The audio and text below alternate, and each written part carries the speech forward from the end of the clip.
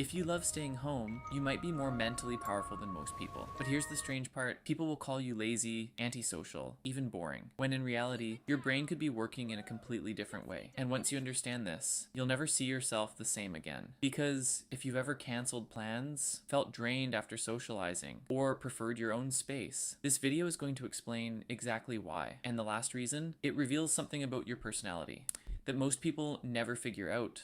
Point 1, they guard their mental energy like a resource. People who prefer staying home don't see energy the same way. To them, energy is limited. Every conversation, every noise, every social interaction costs something. Example, after a long day, instead of going out, they choose silence. Not because they're boring, but because they're already mentally full. Most people don't realize this. Burnout doesn't come from doing too little. It comes from doing too much, or for too long. Point 2, home feels safe because it's predictable. The outside world is unpredictable. You can't control people, you can't control outcomes. But at home, everything is within reach. Example, your space, your rules, your comfort, no judgment, no pressure. But here's the strange part. This isn't weakness. It's a preference for stability over chaos. Point 3, they think more than they speak.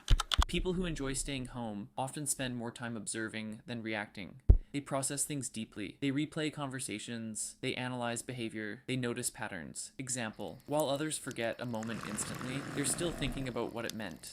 And this is where it gets interesting. Deep thinking requires silence, and silence is hard to find outside. Point 4, their inner world is more stimulating than the outside world. Some people don't need constant stimulation because their mind is already active. Ideas, imagination, reflection. Example, they can sit alone for hours, watching, thinking, creating, not bored, just engaged differently. Most people misunderstand this. They think quiet equals empty, but sometimes quiet means full. Point 5, they choose depth over attention. They don't chase crowds. They don't chase validation. They chase meaning. Example, instead of 10 surface level conversations, they want one real connection. Something honest, something deep. But here's the truth.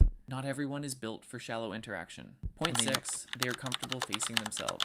Most people avoid being alone because being alone means facing your thoughts, your doubts, your insecurities, your truth. But people who love staying home, they've already faced that. Example, they don't panic in silence. They don't need constant distraction. And this is where it becomes powerful. Comfort in solitude is a form of emotional strength. Point 7, they recharge. Instead of escaping from the outside, it looks like they're withdrawing, but internally, they're rebuilding, resetting. Example, after time alone, they return calmer, clearer, stronger. Most people get this wrong. They think being alone is avoidance, but often it's recovery. Staying home is a silent form of intelligence. Here's what most people never realize. People who enjoy staying home aren't missing out. They're filtering noise, filtering distractions, filtering people. They've learned something rare. Not everything deserves your time, and not everyone deserves your energy. So now I want to ask you something. When you stay home, is it because you're avoiding the world, or because you finally understood it? Comment below. Home if you feel more at peace alone, or out if you recharge around people. And if this video made you see yourself differently, make sure to subscribe because the next video will reveal something even deeper about your personality that most people never notice.